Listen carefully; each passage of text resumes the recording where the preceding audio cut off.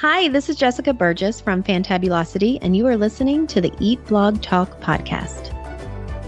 Hey, food bloggers. Are you ready to accomplish your 2023 goals faster than you ever thought possible? If you are nodding your head yes right now, the Eat Blog Talk Mastermind program might be a great fit for you. We are now accepting applications for 2023, and I will let you in on a little secret. If you sign up before the end of November 2022, you can lock in at the current pricing. Go to eatblogtalk.com/mastermind for more information and to apply. Brittany and Terrence are the awesome blogging duo behind plantpowercouple.com, and here they are talking about how the mastermind program can massively boost your confidence and how this can so positively impact your business. If you feel isolated, if you feel like one of the main things that's holding you back in business is like your own struggle with believing in yourself and your own struggle with believing that you can do this, I think you need to do it.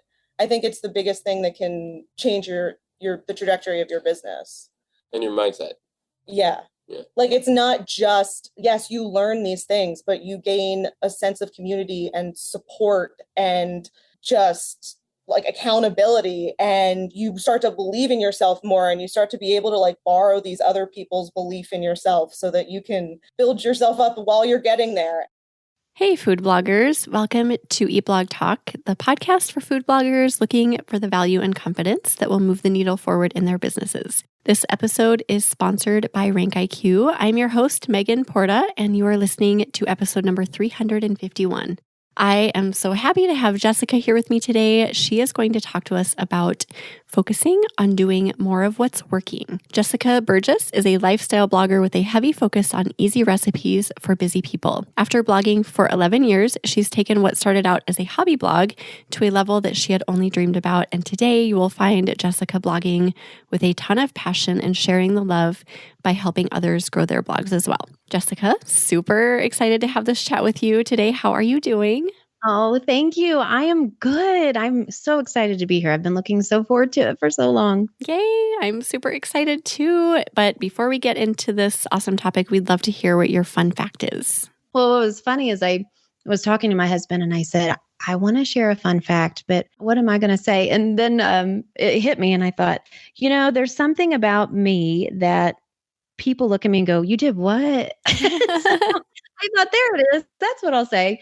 So in 2020, my husband and I decided to go on a summer vacation with our two little kiddos to a place that we absolutely love. And we just packed our bags for a few months, and we never went home. And still to this day, we have never gone back. So our stuff is pretty much still back in our hometown. And we shocked everybody completely because we lived in our hometown, all of our lives. And that's where we met. And we had so many family and friends, and we just never went home. So where is this place that you are at? We're in Montana, but we actually have a place in Utah too that we go back and forth.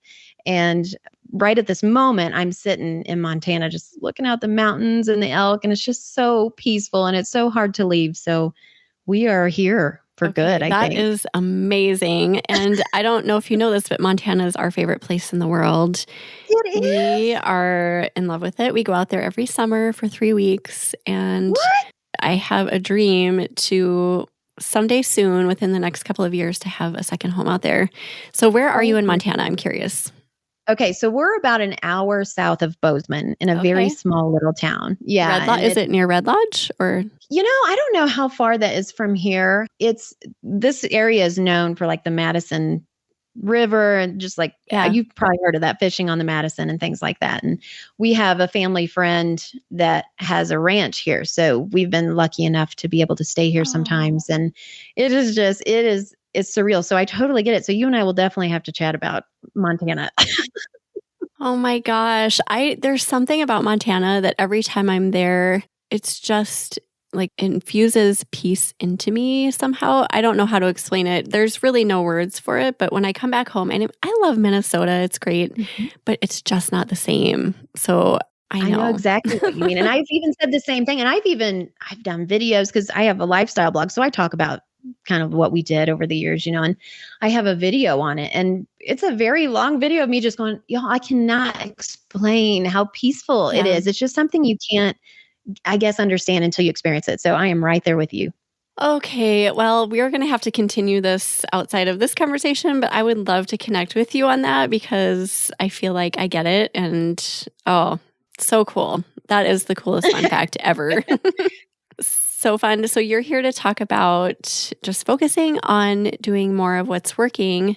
And there are many ways to do that. There are many aspects of blogging, lots of ways that we run into that don't work with our businesses. And so, yeah, like how did you determine that this was a strategy for you, trying to find what was working?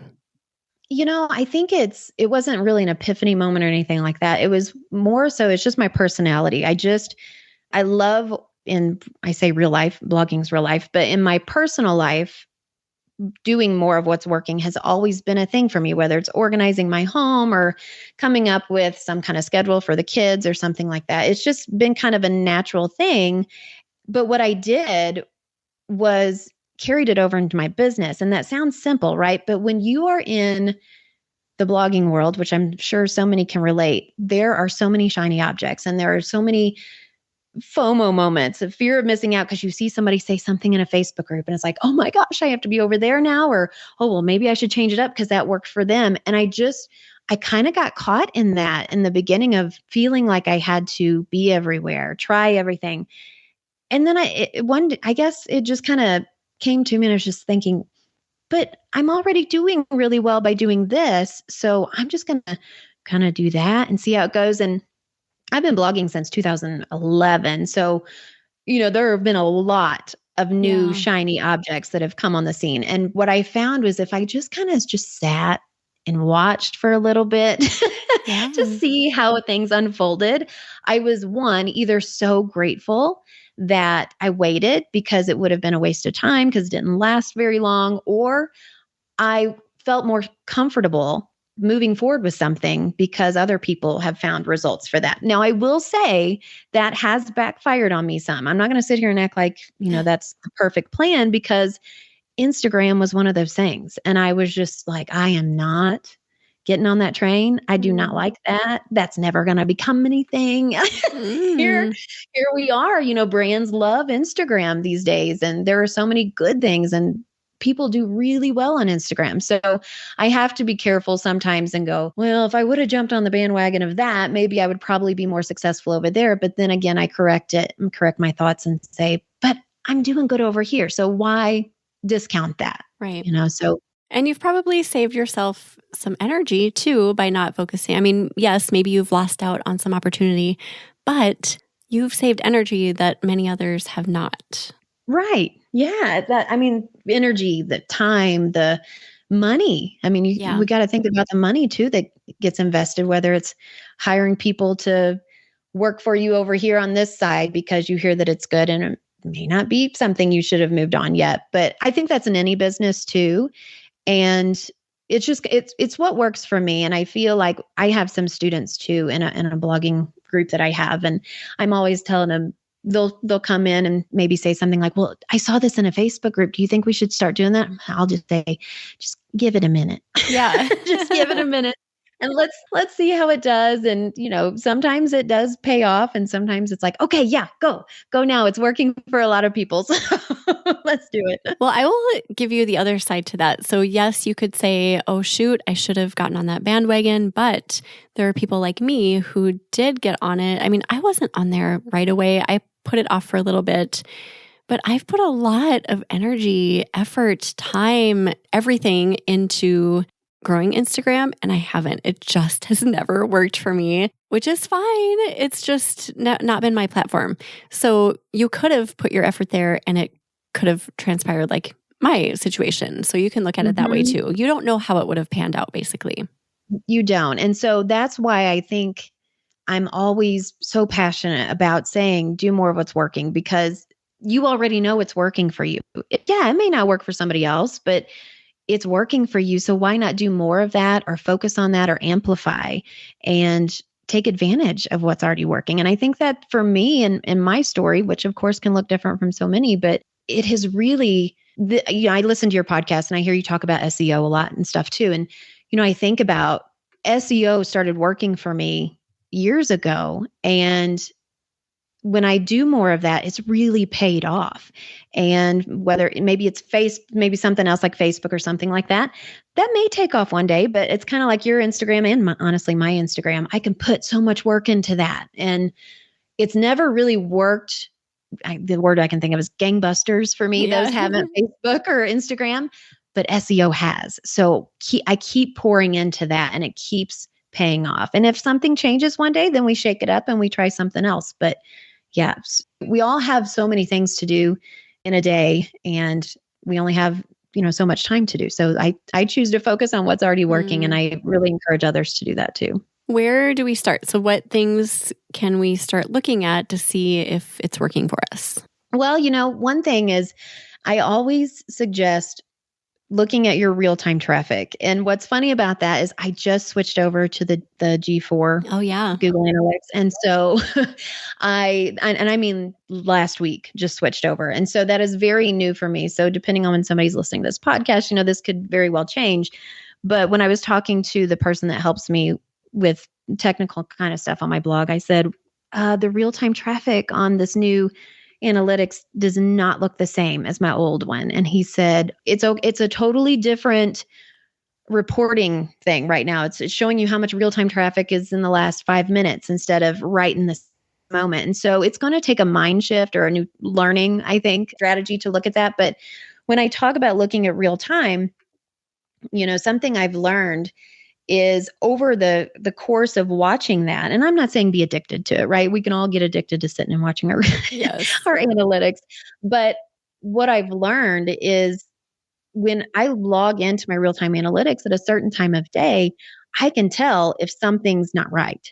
And so with that, I think that's just a great way to kind of make sure things are on the up and up. Say at 4:00, if there are not a certain amount of number of people on, I'm going, wait a minute. My site may be down, or if I see a lot of people on, something took off. I need to find out what happened so I can do more of that, right?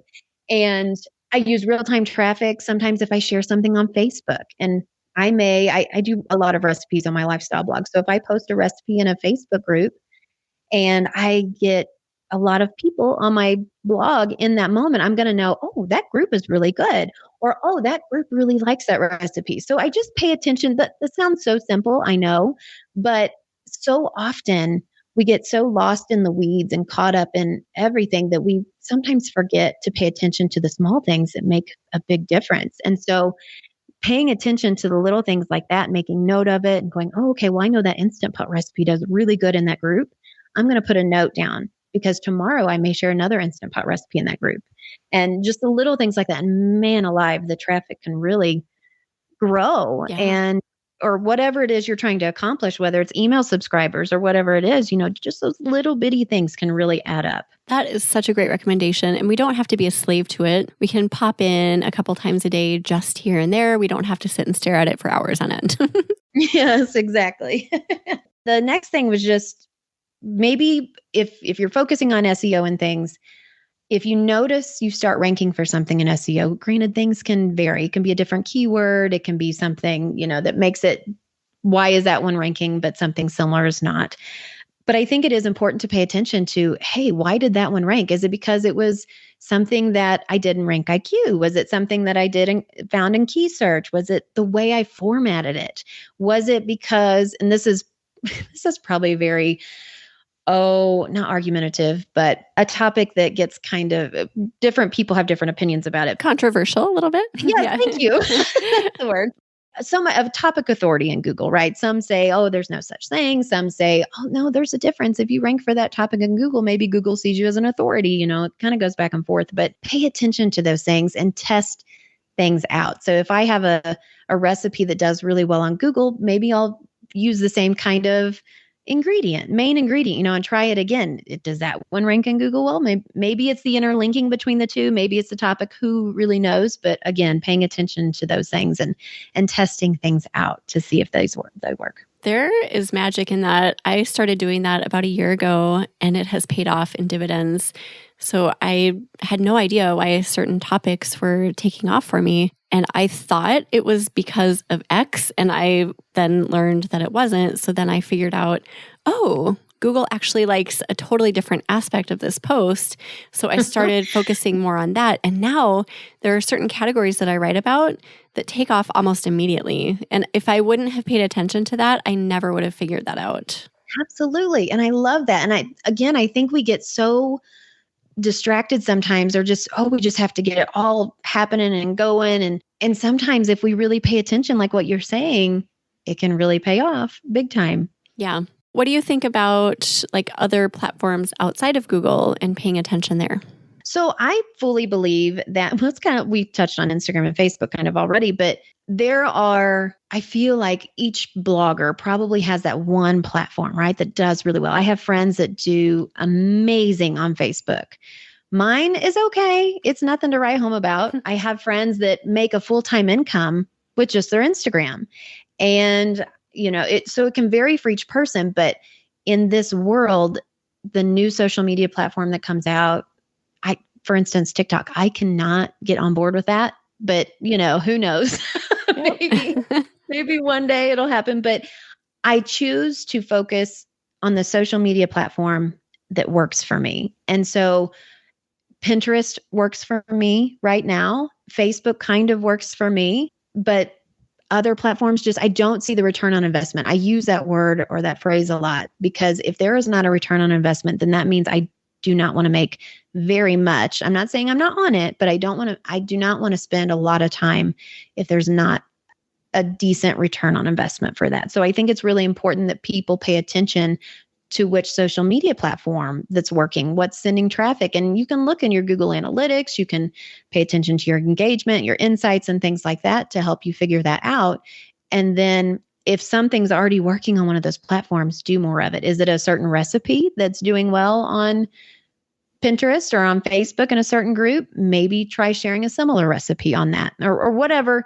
The testing, I know the topic of this is do more of what's working, but I ultimately believe we have to do some testing to figure out what's working and look at our stats and look and see what is working before we can know. And so the FOMO, it's everybody feels like they have to be on every single social media platform and run a successful blog. By not doing that, and I know I have a lot of friends that have successful blogs by not spending hours and hours on every single platform there is out there. So I know a blogger who he just blogs and focuses on SEO. He doesn't even have accounts on Instagram, Facebook, and he's successful. It's great. It works for him. And I've always kind of envied him because of all the time I've wasted on, and not to say that, I'm glad I have an Instagram account and I'm glad that I've established a Facebook account. I'm not saying that I would have done anything different necessarily, but I kind of envy that, just the fact that he doesn't have to manage that. And it's not even an option. Like, he doesn't have an account. So it's like such a relief for him, I imagine. So it is possible to do that. It is. And, I also think that being creative and doing what you love is really important too. And so I have some friends that they'll say to me, Jessica, I don't get a return on investment through, let's say, Instagram, but I love talking with my community over there. I love doing X or whatever it is.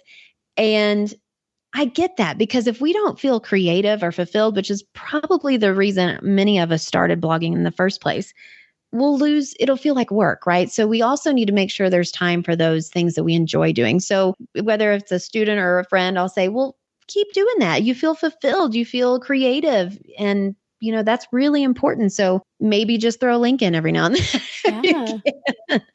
Right. And sometimes doing the bare minimum on a certain platform is enough, and you can get decent traction that way.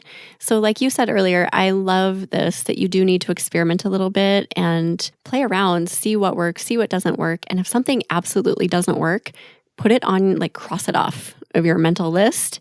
You do not need to go there for a period. Maybe revisit it later, but I love the idea of crossing things off just so it's gives you permission. I do not need to go there. No. Doesn't that feel good when you know that you don't have to go somewhere? Absolutely. Oh, I love that. So let's see, what was I going to ask you about social platforms? Don't you feel like doing everything on all the platforms just spreads you so thin that you can't possibly put all of your energy in one place. So it's really not effective anyway. So I think your strategy is really smart. Like pick one or two that are working, put your energies there and let the others kind of fall away because you can't do everything. You can't do it all. And you won't do it effectively if you try. Oh, I totally agree. It's really easy to get overwhelmed. And I'll have conversations with newer bloggers and they'll say things like, how do you even do this? Like, how do you get all of this done? Because the internet is open 24 hours a day. And so that's a good thing and a bad thing where if we can't sleep at night and we want to write a blog post, we can. We don't have to wait for the business to open, right? To go in and do something, which is nice for the flexibility and the freedom and things like that. But it can kind of overwhelm you if you let it. And oh my gosh, well, I haven't been over here today and maybe I should go over there. So yeah, I completely agree. And so we have to kind of put that guard up and go, okay, I don't know anybody that has more hours in the day than I do. So they're not doing everything. If they're focusing on, if it looks like they're everywhere, they either have a lot of help or there's an area in their life that I'm not seeing that's probably suffering from it. So we have to give ourselves grace for sure. Oh my gosh, so much grace. Hey, food bloggers, popping in for just a quick break to talk about the amazing Rank IQ. I love this keyword research tool, and you've heard me talk about how much I love it in the past. It has helped me to grow my traffic on my food blog, Pippinebby. So let's chat quick about the time this tool saves me in my business. I dive into every post I write with confidence because I know that each keyword has been handpicked by Brandon himself, the creator of the tool. With other tools, I really don't know how each keyword will play out or whether it's worth my time and effort in the first place. So I begin with a lack of confidence on those other tools. Also, the optimizer in Rank IQ provides very specific recommendations about which keywords to include inside each post, so my writing goes so much more smoothly. The optimizer acts as my guide, leading the way to a comprehensively written post. Last but not least, I don't do as much searching on the front end of researching keywords, so I dig into the writing portion quickly and with laser focus. If you want to find the efficient and streamlined researching and post-writing strategy that I have found, go to rankiq.com to sign up and check it out for yourself. Now back to the episode. There are always people behind the scenes, even if it's not like a VA or social media manager or something like that. There are people helping all of us. We have spouses, we have families to help us clean and do dishes. And like there's always people behind the scenes. And I think that's something that we forget. We just assume that everyone else is succeeding and they're shining on their own. They're doing everything. And that's not the case. I think that's such an important topic, maybe for another discussion, but I just wanted to highlight that a little bit. Yeah, I'm glad you did. Yes. And then something else that I touched on earlier, just pulling out those topics that were working. And it required digging. It didn't just like pop out to me one day. I had to dig and figure out why Google was putting certain posts on page one. I didn't know it. So I dug and figured out that there are certain topics that I'm just, I don't know, well known for in Google's eyes. So how do you recommend other people sort through that? Well, I know we're talking about Instagram a little bit, it's probably because I have such a bone to pick with it, but it's one of those things that, to use it as an example, it's my Instagram account.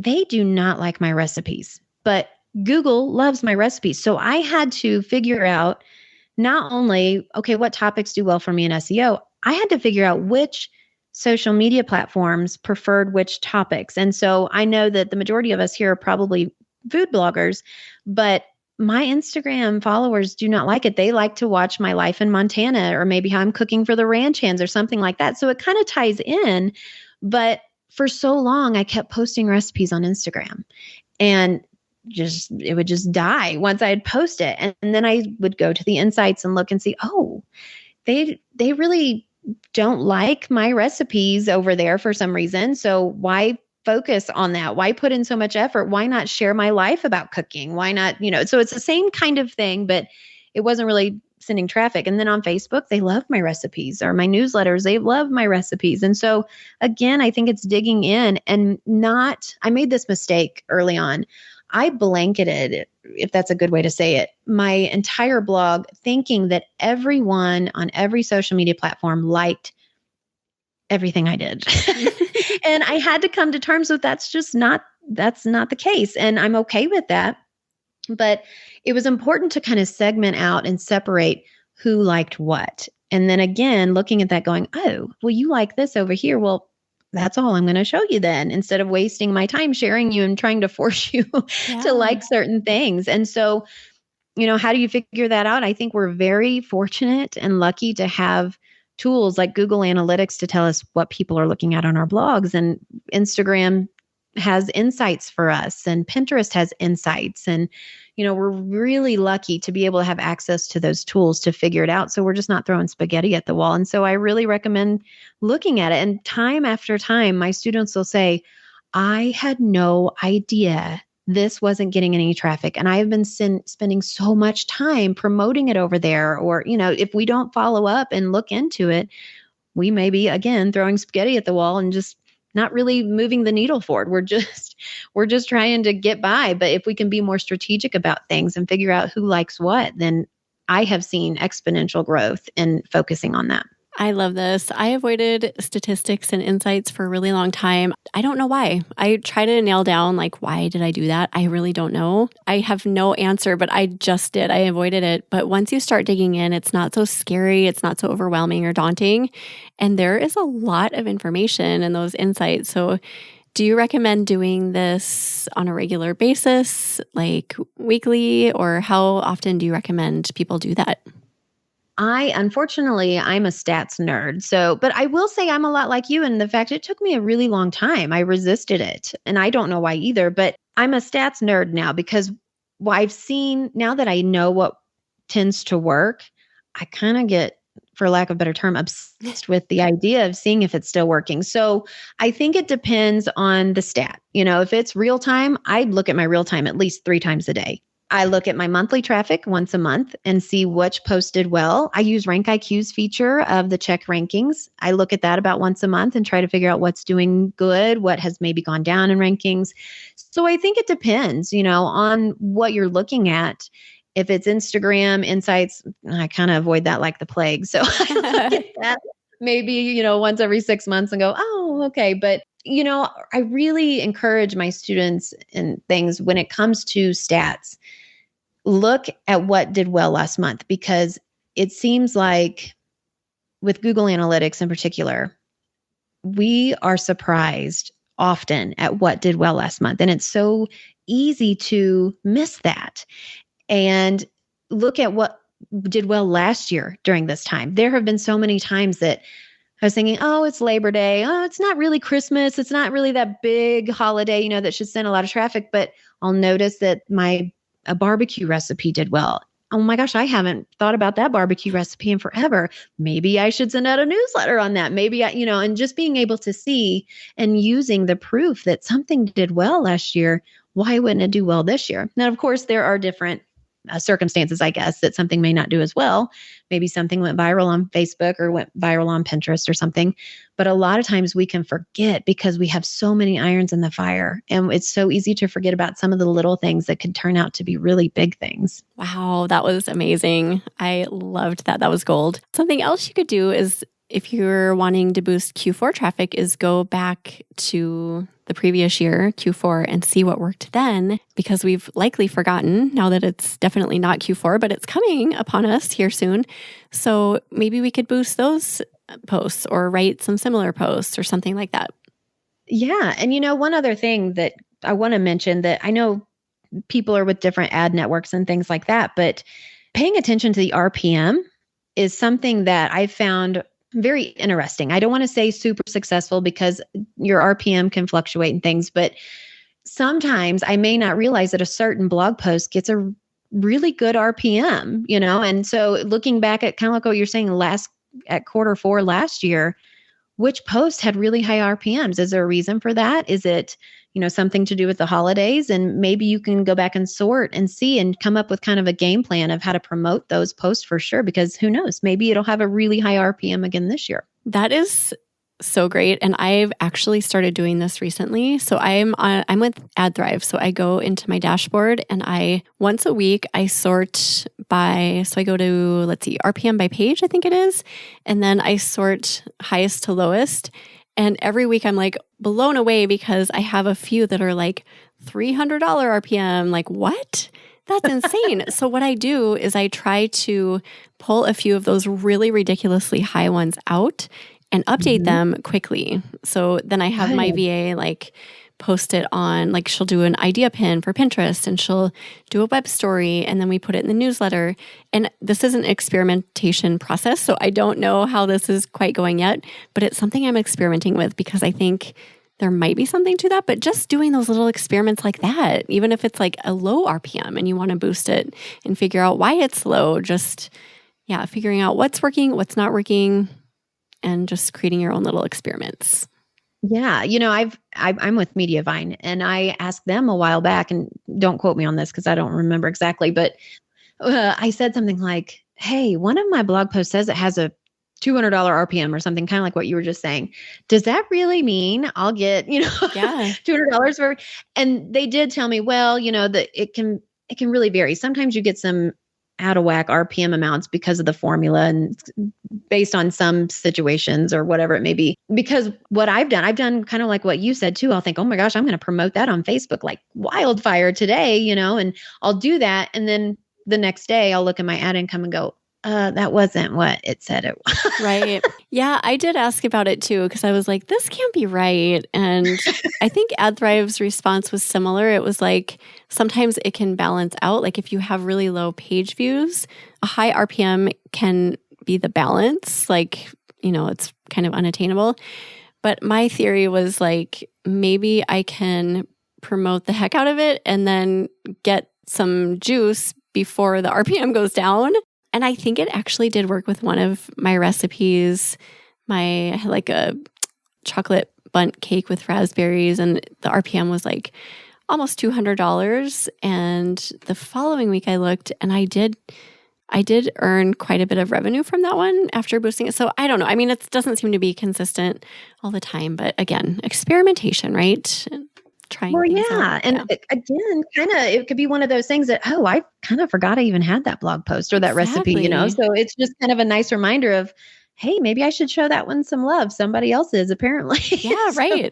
Right. They need to. Yeah. And I also found out that I didn't realize until, recently that RPMs can differ based on where the traffic comes from. And so I would promote on Facebook only to expect way higher ad income the next day if something went viral. And then I realized, or I actually found out from Mediavine, that maybe I may not make as much for the RPMs from Facebook traffic as I would from Google. And so I really started taking that into consideration. It really helped me not be so shocked, I guess, the next day thinking, oh, I should have made more than that. Oh, no, it was Facebook viral traffic. So maybe that's why it wasn't, what I was expecting or something. So that was really interesting to me. And some people didn't know that. And so that's something I've been trying to keep in mind too, and tell my students that that's something really important to keep in mind as we're doing more of what's working, to also note, hey, that may not be exactly what we're thinking we're going to get if it's not the same RPMs from Google traffic as maybe, say, Facebook traffic. And also from different countries. If you get a lot of traffic from another country, it's not going to be the same as from the US.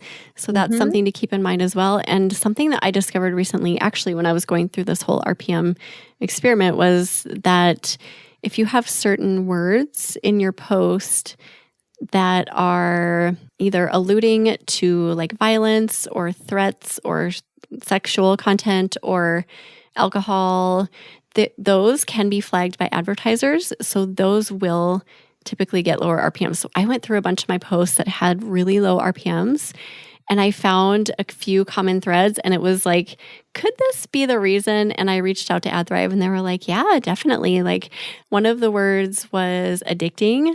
So that alludes to like drug use. So I removed all of those instances and I replaced it with something completely just benign. And then another word that really surprised me was irresistible. I know. I mean, all of these words, I was like, or something else was like killer. Like these are killer brownies. That is not good. Do not use killer. I do that all the time. Or if your lingo is to say like, these brownies are the bomb, which I don't really talk like that, but I know a lot of people do. That's bad. Don't take the bomb out. if you have anything, like I have crack brownies recipe and that has super low RPMs and now I get it. And I think I say something in there like, if I were a crack addict, these would be like, oh my gosh. So I need to completely rename that post. But I never thought about these things. So I just look at all my written content now with new eyes and know that like if you just go make a few tweaks, if it's not a big deal to you to use different language, do it because you're going to increase your RPMs. That is such a great tip and something I need to look at when we get off this call. Yeah, I mentioned this in one of our clubhouse rooms that we do on Thursdays, and everyone was like, what? Yeah. I use that word all the time. Like, well, it might be worthwhile just to try. I mean, not every advertiser is going to flag those words, but enough that it's going to make a difference. And if you make changes across the board, you're going to make improvements, so something to mention. Kind of off topic. Sorry about that, but I thought it was very valuable, so worth mentioning. Absolutely. Yeah, 100. What do you think about seeing what's working with your money? I know it's not super fun to talk about tracking money, but tell me your thoughts on that. Well, yeah, gosh, talking about finance is one of my least favorite things to do, but everybody has to at some point, right? We have to talk about it. We have to look at it. We can't ignore it. And so I think that one of the best things that we can do is we can look and see how much is going out. So whether you are paying for something that you really don't use, maybe you are spending way more each month. Maybe sometimes I buy content for my blog. And so sometimes I may get to the end of the month and say, I didn't realize how much money I spent on buying content this month. And so I'll go back and look and think, I'm not buying any content next month. It was so easy to comment on something on Facebook. It says, oh, I'll take that one. And I'll take that one, and then before I know it, I'm talking to my husband and he's saying, how much did you spend? Yeah, that's funny. It's like shopping. Yeah, right. But, and it's a return on investment typically when you put money into your business and things like that. But if we don't track it or we don't pay attention, then I feel like it's something that could get out of hand. But on a more fun note with finances, I think it's important to, again, what we've been talking about this whole time is do more of what's working. If I'm someone that typically doesn't like to spend a lot of money, so it was really hard for me to invest in my business in the beginning. But when I started to see that, hey, I can hire this person to help me write a post, or I can hire this person to make a recipe for me, and that frees up my time, and then my return on investment makes sense. So paying attention to what you're spending your money on, is it working? Do you have a return on investment? Or the opposite, are you spending money on something that's not working? And is it time to nip it in the bud?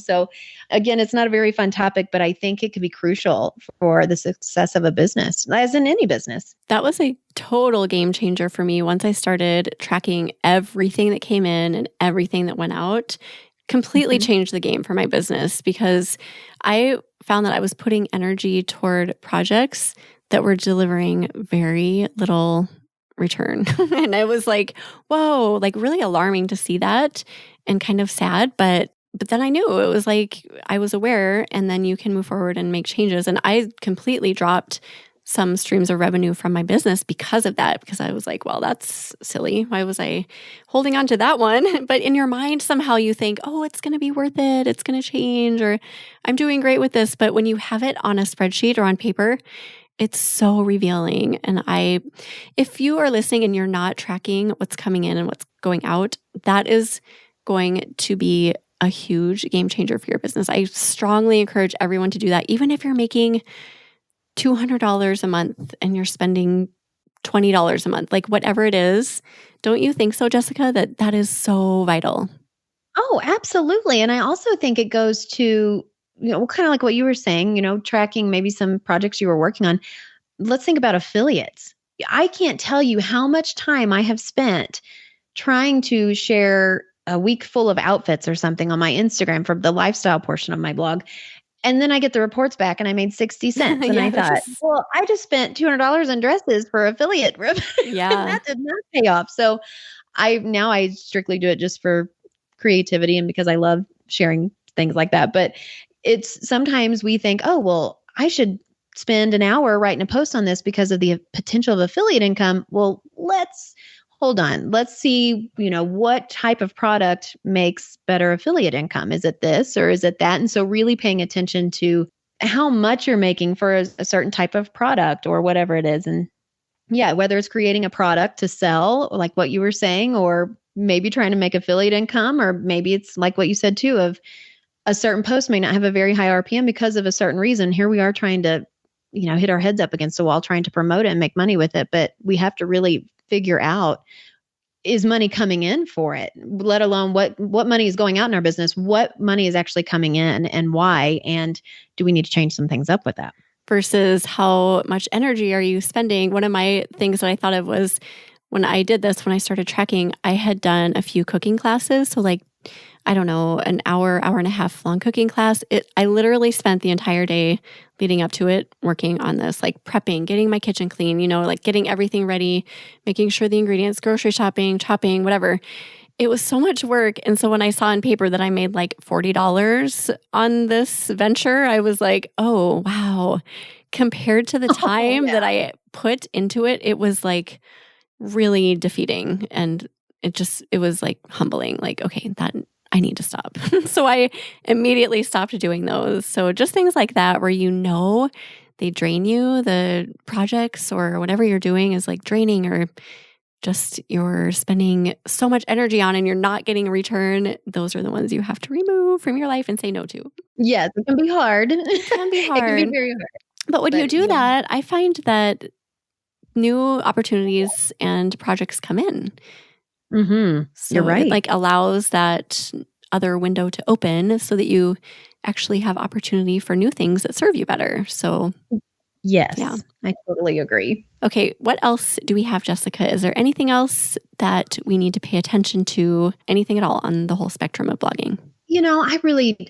I don't think so. Of course, I feel like you and I could talk for hours, talk blogging, but it really is, everybody's blog can be different, whether it's a type of food they're blogging about or just the topic in general. But I truly think that doing more of what's working, even though it may look different from you than it does your best blogging friend, just try to, I hate to say keep your head down, because I think it is important to look and see what everybody is doing, but just to remember and to pay attention to what is working. And doesn't it make sense to focus, whether it's think about your personal life, right? So if you want to improve your marriage or if you want to improve your health, when you focus on it, it can flourish. And I think it's not any different for your blog and your business. Do more of what's working, focus on what is working already and amplify that. And why not? If it's already working and it can benefit you more, why spread yourself too thin, using your words, trying to be everywhere at once.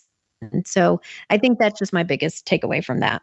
Jessica, you dropped some massive gems. And now that we talked about bombs, I'm going to say you dropped some massive bombs.